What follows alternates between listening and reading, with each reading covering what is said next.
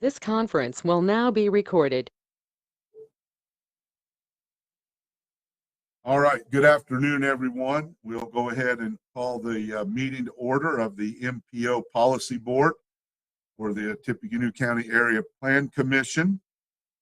This today on the 14th day of March 2024. And the first item on the agenda is to do a roll call of who's here to make sure that we have a quorum. I see Mayor Easter is not. So is Kevin Underwood or Jody Hamilton on? They are listed as tentative. Okay, thank you. Tom Murtaugh. Present. Is either Gary Schroeder or Jerry Reynolds here? They're not listed at all. Tentative, yes or no? Gary Schroeder is here. Yep, I see Gary. Thank you. All right. Steve Snyder. Present. Yes, sir. Larry Leverance. Present. Cindy Murray. Here. Julie Ginn. Debbie Calder. Here. All right. Thank you, everyone. We have a quorum. The next item on the agenda is the approval of the minutes from the previous meeting. Those have been communicated to you, and I would entertain a motion for approval. So moved. Murtaugh. Do we have a second? Second. We have a motion and a second. Any discussion, changes, or Scribner's errors? Hearing none, we will approve the minutes. Tom Murtaugh. Yay. Gary Schroeder. Yes. Steve Snyder. Aye. Larry Leverance. Aye. Cindy Murray. Aye. Julie Ginn. Aye. Debbie Calder. Aye. The motion is approved.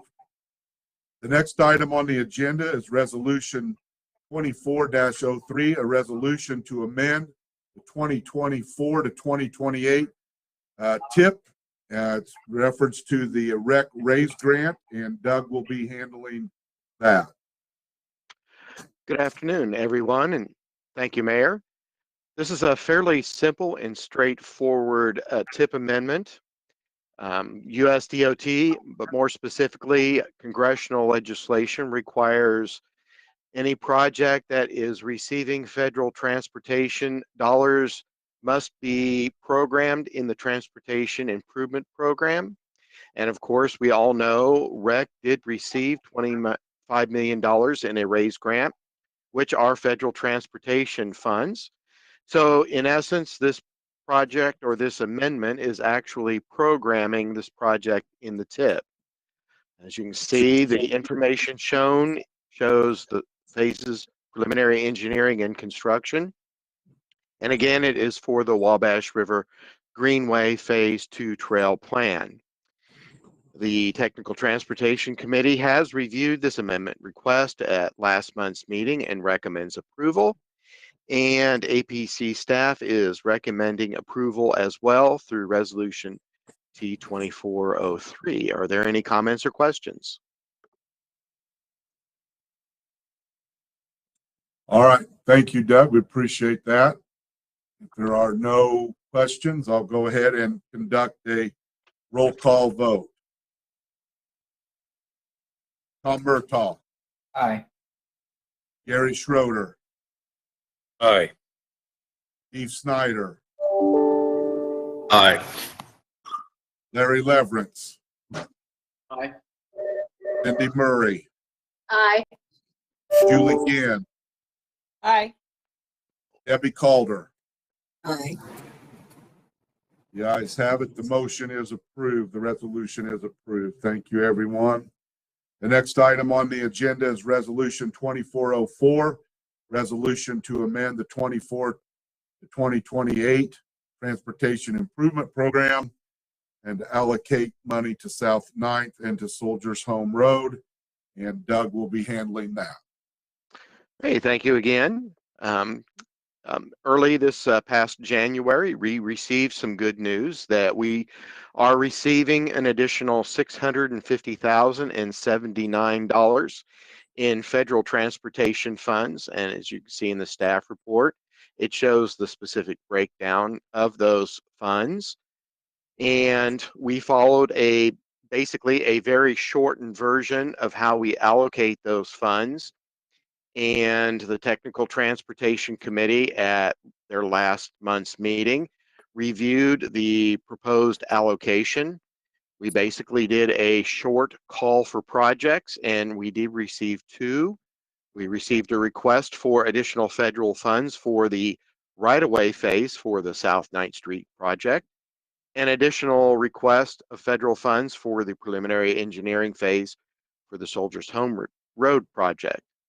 Since we have a balance of $146,199, it was decided that instead of letting these funds go back to NDOT, that we would then transfer them over to City Bus, and they would be using these funds for their paratransit project. Now, the good news of these funds is that we have until September of this year to obligate those funds, which seems like it's a fairly long time, but in order to make sure that we can quickly obligate these as possible, that's why we're pushing this amendment fairly quickly. And at this time, we are asking for approval to amend the TIP for the two highway projects. As part of our agreement between City Bus and the Area Plan Commission, their board must act first and approve the request before the Area Plan Commission will review and program it. So that's why we are holding off on this at this time. We did not have time between the Technical Transportation Committee meeting and this committee meeting to have City Bus, the board, act on it. So we are hoping that later this month, the board will review it and recommend the allocation of funds to the paratransit project. And then our plans are, if that does happen, bring this back to the next month's meeting. So again, the Technical Transportation did review the allocation and also programming the two projects, or actually all three projects, at their February meeting. And staff is requesting your approval through the resolution T2404 to amend the TIP for the two South 9th Street and Soldiers Home Road projects. Are there any questions or comments? All right, any questions? Brian, did you have anything you wanted to add? I just wanted to note that it is on our board's agenda for our meeting next Wednesday for our board to consider, and I would anticipate passage of the request. Brian, could you maybe take one moment? The other projects or road projects are pretty cut and dried, in case somebody's not familiar with what your para transport project is, please. Certainly, as part of our provision of fixed route services for anybody who is not able to use a fixed route because of a disability of some kind, physical or mental disability, we are obligated to provide demand response or door-to-door service for those folks. And the term for it in the transit industry is paratransit. And we ordered new paratransit vehicles. At the time, there was a shortage of available vehicles, and so we ordered a bulk at once of 7. And this will help offset some of the cost. We had some federal money to pay for them, but we didn't have the full 80% to cover the cost of all 7 of the vehicles. This helps cover some of that federal shortfall that we were covering with local funds. So this keeps those vehicles in a state of good repair. Thank you. Well, we'll look forward to your board voting on that and approving your portion of that at our next meeting. But thank you for the explanation. Thank you, sir. All right, any other questions or comments? Hearing none, I'll take a roll call vote. Tom Murtaugh. Aye. Gary Schroeder. Aye. Stephen Snyder, Aye. Larry Leverance, Aye. Cindy Murray, Aye. Julie Ginn, Aye. Debbie Calder. Aye. Motion carries. Thank you, everyone. The next item on the agenda is an administrative modification of the 2024-2028 Transportation Improvement Program, and Doug will be handling that. Thank you, Mayor. There are two processes we use to modify or change the Transportation Improvement Program. The one process, of course, is what we just went through, the TIP amendment process. This is actually a modification process that we use, and it only involves a simple letter, and usually these are only minor changes. So instead of going through the full entire amendment process, we just handle this through an administrative letter, and David, the executive director, does this. Since this does not follow the full process, after we process a modification, we present this information to the policy board to let you know that the TIP was changed, and we wanted to make sure that you were aware of that change. And this is one that we did process on February 13th. It's a very minor change. The Soldiers Home Road project has multiple phases. The last phase was actually, it deals with the eastbound ramp intersection, and the proposal was to convert it to a roundabout, and NDOT did sign a DES number to it. And it looks like at this time, that project or that part will not move forward using federal funds. So the request was actually to remove the project. Now the project is in table 5, and this is just unfunded projects outside of the 5 fiscal years. Basically, we identified this as 2029, so it does not impact our physical constraint for the 5 years. Thus, we processed it as a simple modification. Any comments or questions? All right. Thank you, Doug, for that explanation. That certainly makes sense. We appreciate it. The next item on the agenda is the APC Progress Report, MPO update, and there are several items underneath that category. The first one is the bike crash report, and Doug will be presenting that.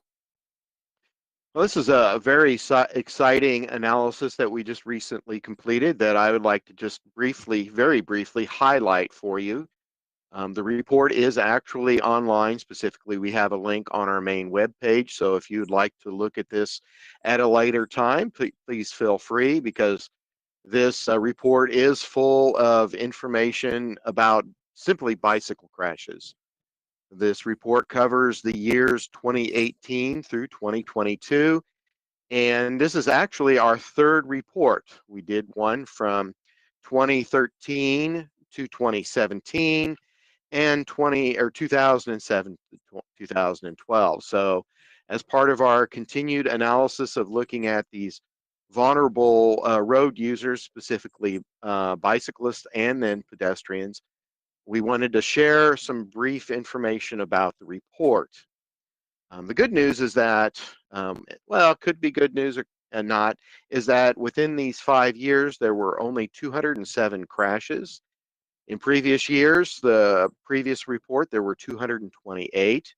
And in the 2012 to 2007 to 12 report, there were 310. So looking over the timeline, we are reducing the number of bicycle crashes. The number of injury crashes did also reduce or drop. There was 172 of those. And the number from the previous report was 177. And before that, 257. For this year, we did look at the more serious crashes, or what we call incapacitated injuries, and there were 14 of those. And unfortunately, the sad news to report was that in this time period, there were 2 fatality crashes. The previous report had 1, and there were none reported in the 7 to 12 report. There's a lot of, as I mentioned earlier, a lot of analysis included. We looked at crashes by month, by day of week, by time of day, by lighting conditions, by environmental conditions, the type of collision. We also did comparisons of state data versus the local data.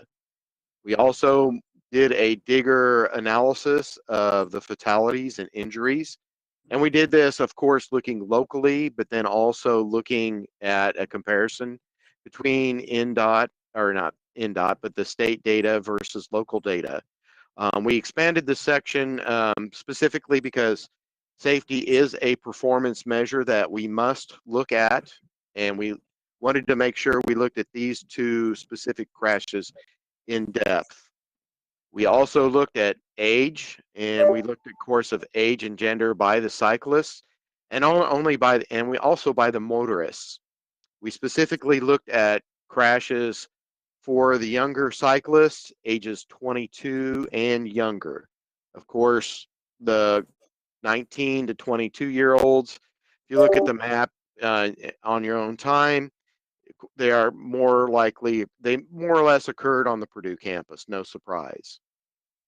We also did an examination or review of where they occurred.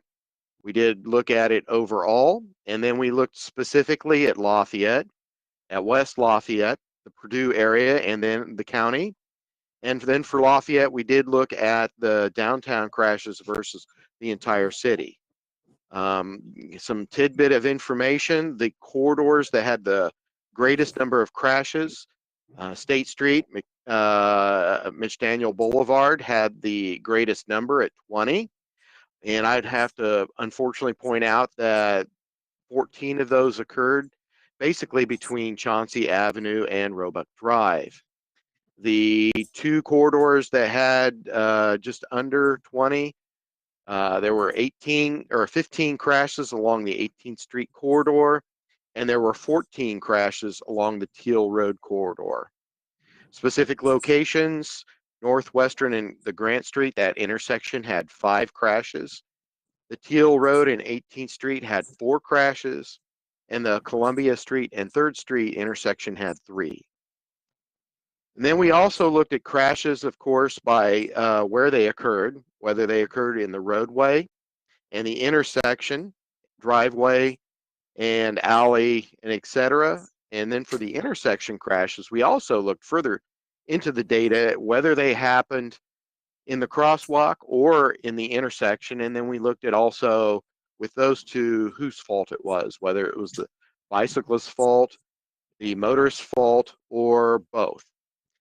And then we did something that typically no other agency or very few agencies do, is that we read all of the crash reports and looked at where or pre-crash location for the bicyclist. Was the bicyclist before the crash, were they riding on the road? Were they riding on the sidewalk? Were they riding on the shoulder? A lot of agencies do not do this analysis. And on top of that, we also looked at the direction of travel. So I know hearing stories from motorists that bicyclists are always riding the wrong direction. Well, we have the data in here to actually show that. So again, this is an analysis that not very many agencies do.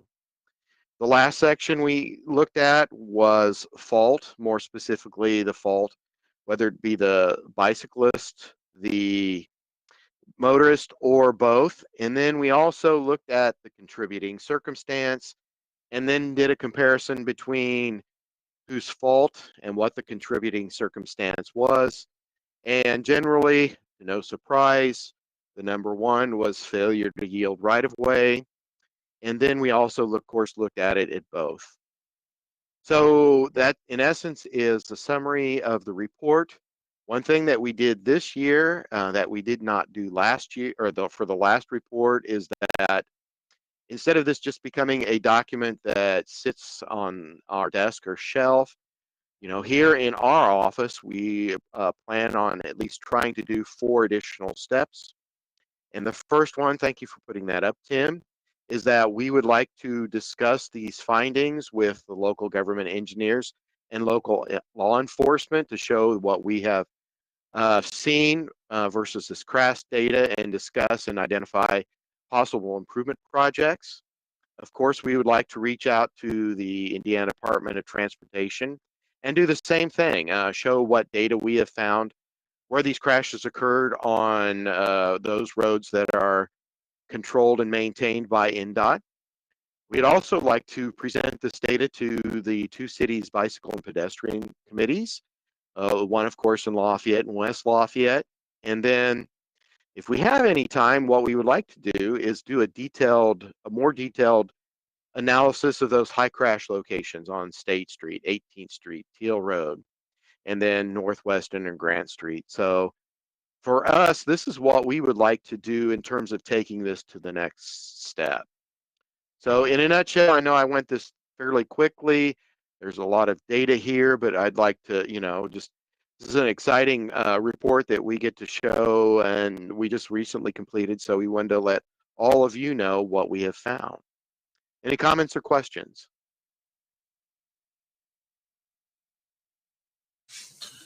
Well, thank you, Doug, for that. That's very comprehensive. We appreciate that.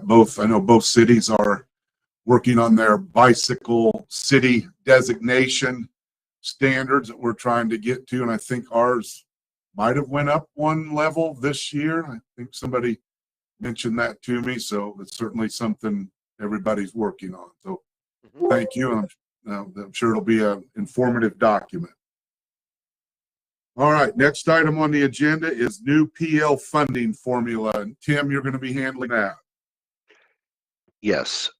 So just to start off, unfortunately, this is not the best news, but this is the news. So I think that it should be discussed openly. So really quickly, when we're talking about PL funds, these are the funds that we get in order to help run our office and do our work. So this does not impact construction projects. We are not necessarily losing any of that money. This is just the funding that is used mostly to pay staff salaries, but also to do some studies, hire consultants, work on those types of projects. So for a long time, the Indianapolis MPO has felt that the current formula that has been in use for many years to distribute these funds among the MPOs was unfair to them. And so because of that, the MPOs put together a committee to review that. They looked at what other states are doing. They took some recommendations, talked to some people, and they came up with a new funding formula. And nothing is going to change in this fiscal year, but starting in fiscal year 26, this new funding formula will kick into play. And what you can kind of see from this graph is that the amount of funding we're going to be receiving in 2026 is significantly down from previous years. As far as the notes I have there, I did want to mention that fiscal year 2024 is a little bit of an outlier. That was an inflated number. So I think you can kind of maybe throw that one out. But even if you do that, we're still unfortunately going to be losing some money, so to speak. And kind of the key point of the new formula is that it's weighted to give more funding to areas with larger populations, which is based on census population. And if our census urban area population ever does increase to over 200,000, then we will get a boost in funding because the formula will then help us out, so to speak. So again, that can't happen until after the next census at the earliest. And it does have to be 200,000 in the urban area. Obviously, I think we all agree that the 2020 census had some questionable data, so it is definitely possible that when we get to the 2030 census that we may pass that 200,000 mark, although by passing that mark, then we do get bumped up into a Group 1 MPO, which would mean we would have some additional requirements in terms of planning we have to do. So because of that, unfortunately, the extra money doesn't quite go as far as it may seem like just from looking at raw numbers. So as I presented last month, this is part of what goes into the development of our UPWP, our Unified Planning Work Program. So because this news has recently come to us, I wanted to make sure that I shared that, as I promised I would share any updates about UPWP development. Are there any questions? I know I went through that kind of fast. So, Kim, did this change in the funding formula? Did that take legislative action? That's a great question, Tom. The way that it works is that it is an agreement between Federal Highway, NDOT, and the MPOs. So there is no legislation involved. There just has to be like a memorandum of agreement between the MPOs and NDOT and Federal Highway, which is done through the MPO Council.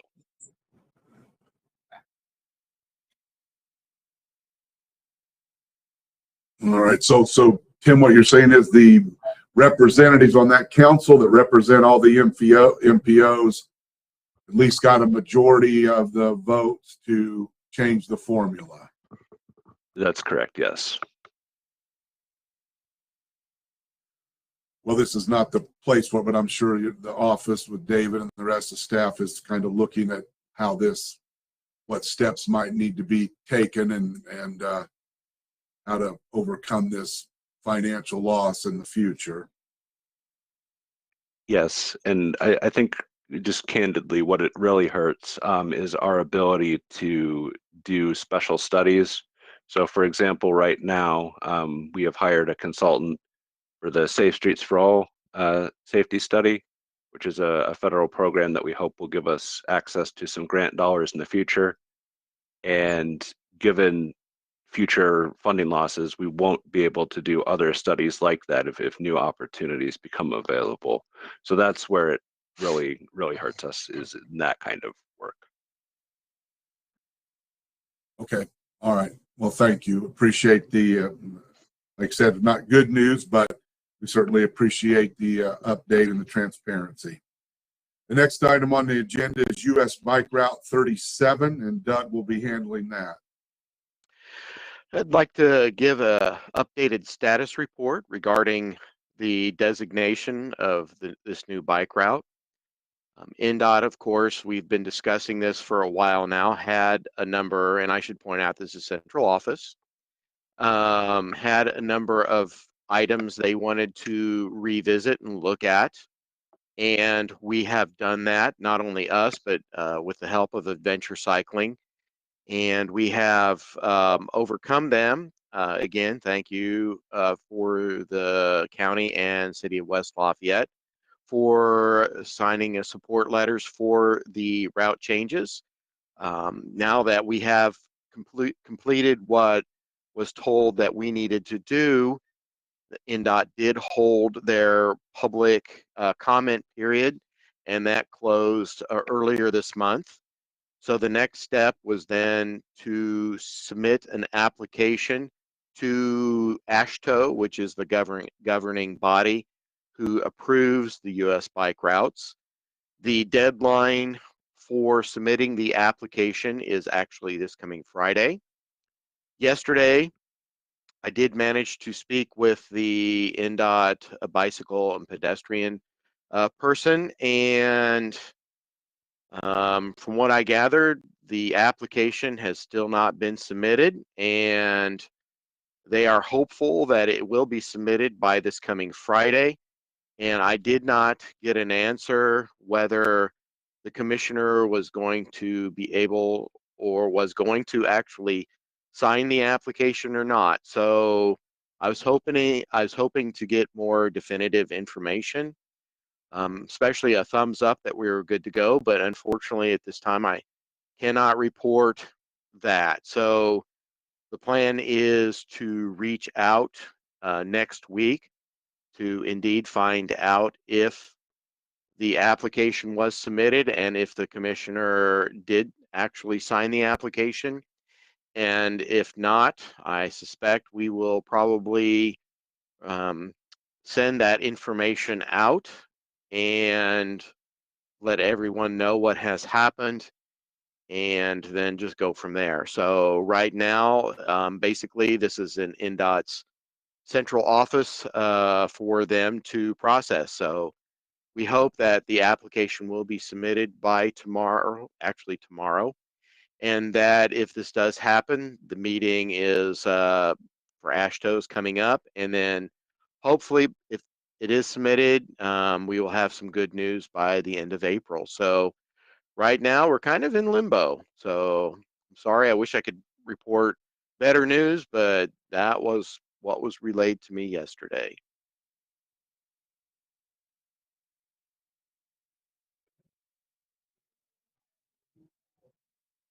All right, thank you, Doug. Any other questions or comments by anyone? All right, thank you. Hearing none, we'll go on to the quarterly project progress tracking, and Tim will be handling that. Yes. So as usual, I'm not necessarily going to go over all the projects. I'm just going to hit some of the highlights. But if you do have questions, even about projects that we don't discuss, feel free to ask them, and we're happy to answer.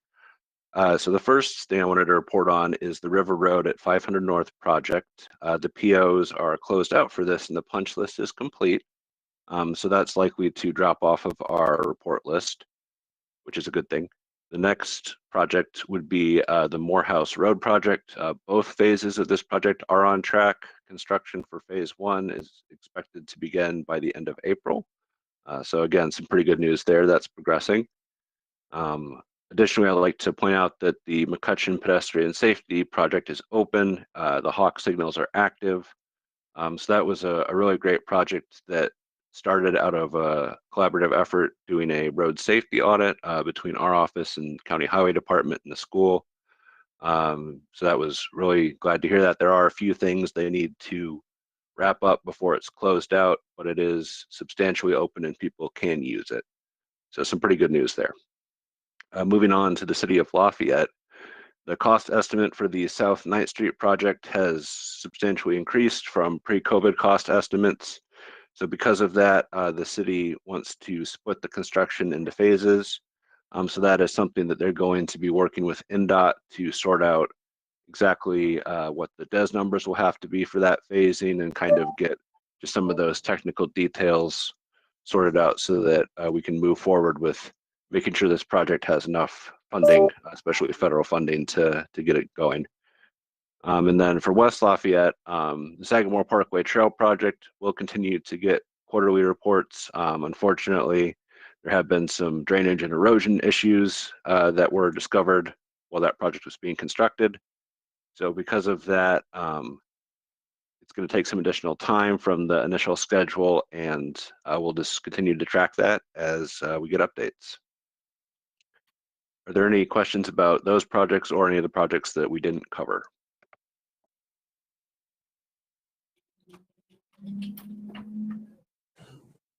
All right, thank you, Tim. Not hearing any other questions. We'll go on to federal funding obligation, and Doug will handle that. The report that we send out monthly is shown on your screen. It's also within the packet. The good news, the report, on the top part, you see trade that occurred to MACOG, and the good news that we have been working on is to trade our 24 federal funds. It was a little over $1.5 million for 24 funds for 25 funds, and we are having a challenge actually in doing that. The good news is that we accomplished that. It took a lot of work, but it ended up being a very unique three-way trade, and we are trading federal funds with the Kokomo MPO and South Bend MPO. What we're doing is sending our 24 funds to the South Bend MPO. Kokomo will then give us their additional or extra 25 funds that they cannot use. And then the South Bend MPO in 2029 will then reimburse Kokomo, and that's when they need the additional federal funds for a project. So the good news is now we have that trade accomplished, and the Morehouse Road project, which these additional funds were going to, it is good to go. We have those funds secured. The other thing I would like to point out is that we have on the report highlighted in a mauve color the Morehouse Road project does have a balance of federal funds. We need to obligate those, and we are in the process of doing that. And then the South 9th Street project, the right-of-way phase, has an amount of federal funds that needs to be obligated. For the South 9th Street project, before we can obligate those funds, the environmental portion of the project, or NEPA, has to be approved before we can ask for these additional funds.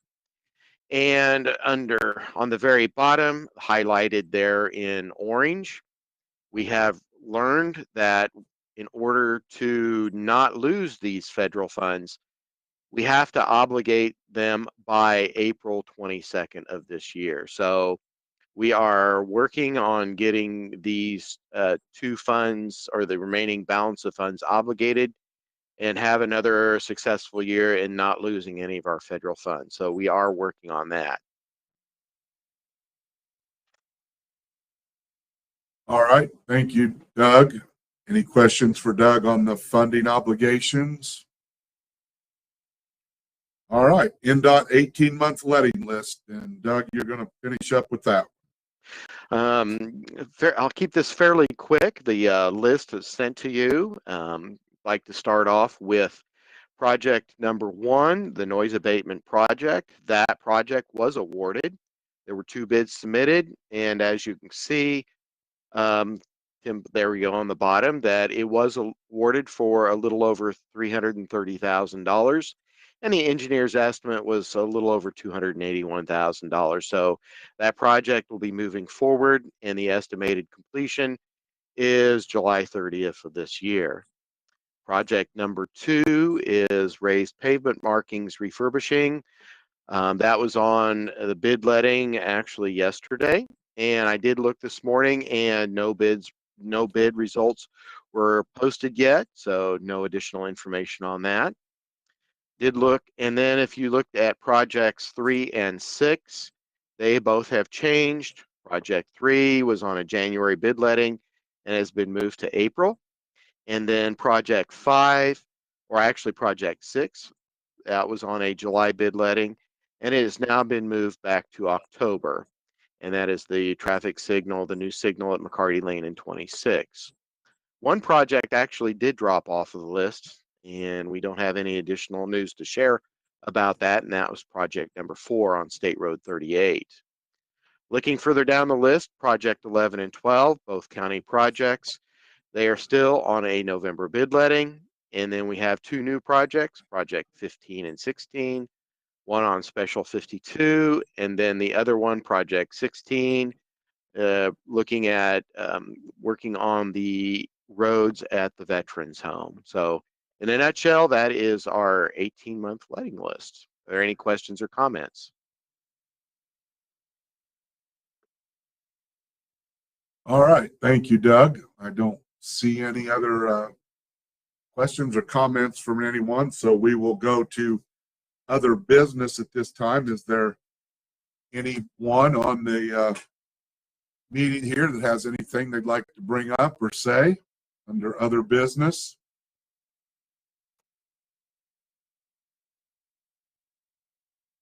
All right. I don't see anyone. So at this time, I would ask if we have any citizen comments, and if not, to begin our 1-minute period there.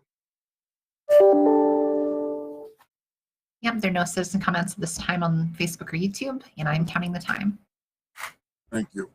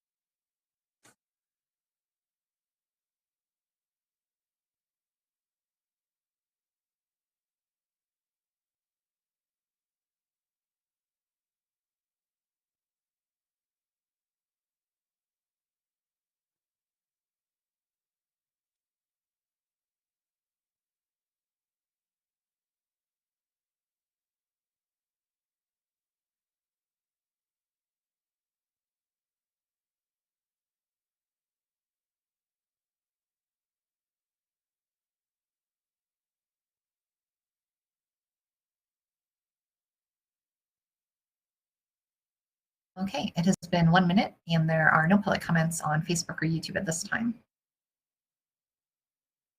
All right, thank you. Doug, I signed all the resolutions during that minute, so they're ready for pickup whenever you need them. All right, in hearing none, I would entertain a motion for adjournment. So moved. I have a second. Second. I have a motion and a second. We'll conduct a roll call vote. Tom Murtaugh.